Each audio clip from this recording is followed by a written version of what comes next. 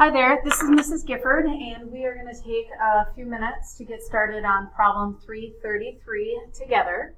And the first thing that I'm going to have you do is copy this table that you see on the screen onto your notebook paper.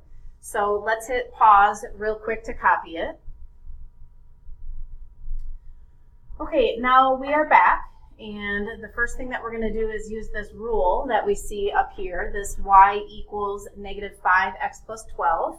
And we're going to use that rule and all these x numbers, and we're going to plug them into that equation to get the output or the y value. So we're going to do, if you need to, use your calculator, do negative 8 times negative 5 and plus 12. That gives us 52. Then negative 7 times negative 5 is 35, plus 12 is 47.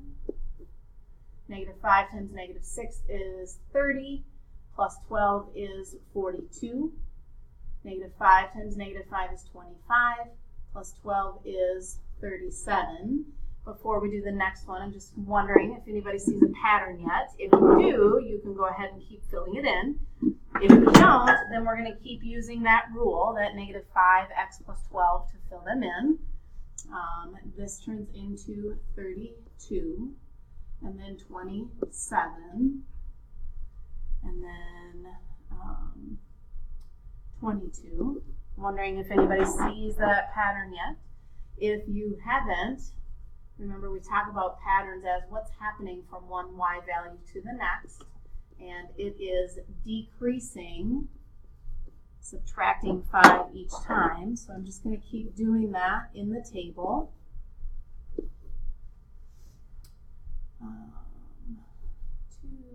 Let's see, subtracting 5 gets us into negative 3, negative 8, negative 13, negative 18, negative 23, and then negative 28.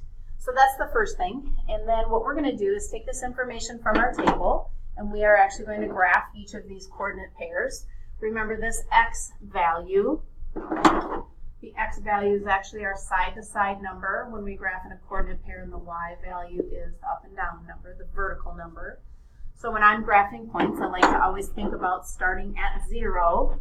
My first coordinate pair, I start at 0, and I go to the left to negative 8. And then I'm going to go up to 52. And actually, my graph only goes up to 50, so I'm just going to put that 52 right above that graph. And then I'm going to go negative 7, 47. 45 is between my 40 and my 50. And as I keep going, I should eventually see some sort of a pattern as well, which is nice for looking at in terms of this. And if we keep going, you get the idea. 0, it's 12. 1, it's 7. 2, it's 2. 3, we get into the negatives. 4, negative 8. Negative 13. See, 6 is negative 18. 7 is negative 23, and 8 is negative 28. Notice any patterns there as you are keeping up with that. So we use a rule, plug those numbers in to make that table, and then we can take that information and put it into a graph. And then we're going to talk about some other questions. The first one, is the graph finished? Well, it's finished in terms of what we have, but it does not make a complete graph. We need to make sure that we label our x-axis and our y-axis. And in this case, we have our scales, meaning the numbers that are on here, so that's fine. And if it was like a real-life situation, we would want to make sure to label the x and y axes with whatever we have.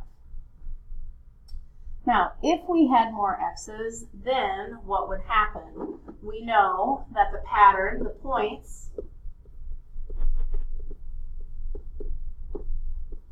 would continue going down to the right. And again, that's because we're subtracting 5 from the value each time. So again, those points would go down to the right. And then our last question, the dots are unlimited.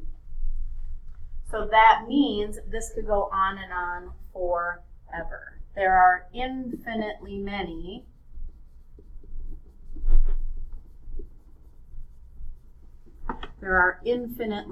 points that we could use for this particular graph. So this is problem 33. You're actually going to do something very similar with the rest of the classwork. And so when you're done here, copying everything down from this screen, then you and your teams are going to work on problems 334 and 336. And then if you get finished before there is time left at the end of the hour, then you are more than welcome to start working on your assignment, which is problems 337 through 341.